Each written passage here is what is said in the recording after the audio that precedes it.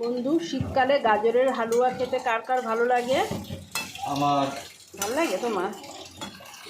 গাজরের হালুয়া হচ্ছে মোটামুটি আমার হয়েই গেছে। গাজরের হালুয়াটা এখানে 1 কেজি 250 গাজর আছে। এরপর এর ওপরে পড়বে কিশমিশ, খোয়া ক্ষীর, বাচ্চা কোথায়?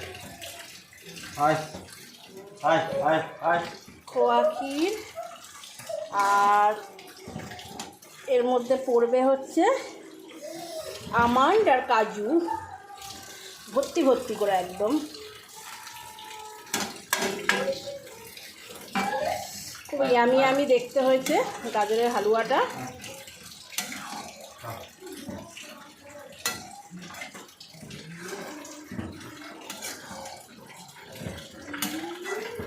খুব ইয়ামি দেখতে হয়েছে।